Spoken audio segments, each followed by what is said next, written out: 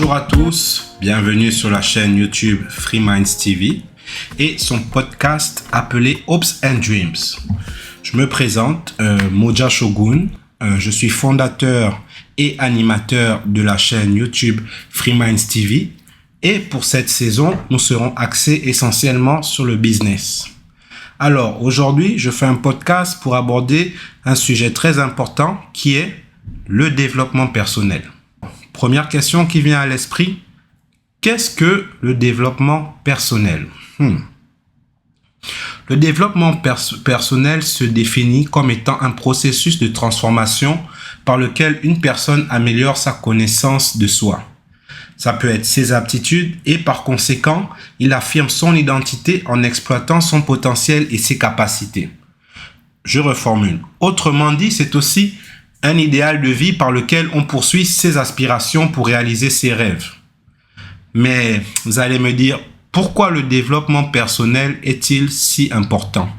Je vais tâcher de donner quelques éléments de réponse. Alors, tout d'abord, il aiguise notre sens de l'autonomie. Lorsque l'on prend conscience de ses capacités, cela nous permet d'identifier en fait nos forces et nos faiblesses et renforcer nos qualités pour orienter nos actions par des décisions qui nous sont propres et bénéfiques à notre épanouissement social et intellectuel. Il est important de noter de plus que le développement personnel est aussi une source de motivation dans l'atteinte de nos objectifs.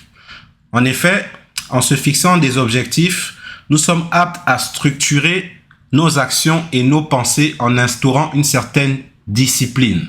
Cette discipline peut nous permettre d'aboutir à un objectif concret souhaité. De plus, le développement personnel contribue à l'amélioration de nos relations interpersonnelles. En étant conscient et en prenant conscience de notre potentiel, on peut exprimer des aptitudes telles que, par exemple, la communication, l'empathie et surtout exprimer notre charisme pour mieux interagir à l'égard de notre environnement immédiat.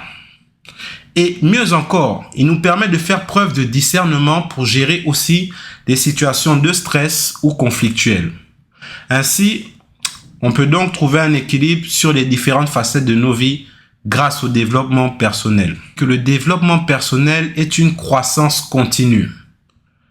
Face aux challenges de la vie, les imprévus, les difficultés de la vie, les défis également que nous rencontrons dans nos vies, nous savons faire preuve à ce moment donné de la résilience, qui est cette capacité à se relever chaque fois que la situation devient difficile.